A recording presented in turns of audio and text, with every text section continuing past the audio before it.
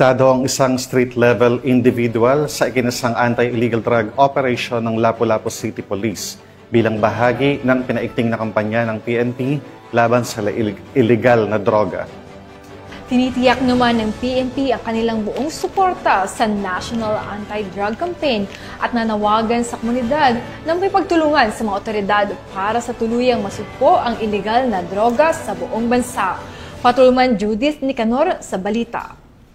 Sa kulungan ang bagsak ng isang street-level individual matapos makalaboso ng kapulisan ng Lapu-Lapu City sa isiniguang bypass operation sa Sitio Kawayanan, Barangay Gunob, Lapu-Lapu City, Cebu nito lamang Hunyo taong kasalukuyan. Kinilala ni Police Lieutenant Jomari Javier, hepe ng City Drug Enforcement Unit ng Lapu-Lapu City Police Office, ang street-level individual na suspect na si Alice Jimboy, 36 anyos na residente ng Sitio Tugas, Barangay Gunob, Lapu-Lapu City, Cebu.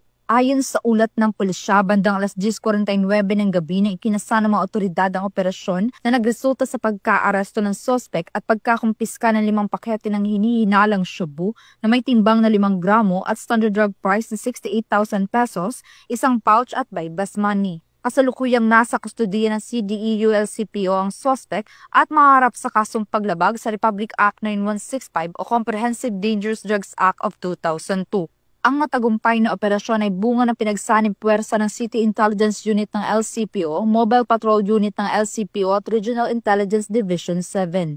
Ang ganitong accomplishment ay hindi lamang simpleng operasyon, kundi isang konkretong hakbang patungo sa mas ligtas, mas maayos na komunidad. Bilang pagtugon sa 3 pillars ni Chief PNP, ang swift and responsive public service na ininanais mapanatili ang kapayapaan sa ating komunidad. Ang Lapu-Lapu City PNP walang tigil sa pagsasagawa at pagpapaigting ng kampanya laban sa mga gumagamit at nagbebenta ng iligal na droga upang masiguro ang kaayusan sa kanilang nasasakupan. Mula dito sa Central Visayas, ako ang Police News Network Correspondent, Patrolwoman Judith Nicanor, alagad ng batas, tagataguyod ng Balitang Pulis.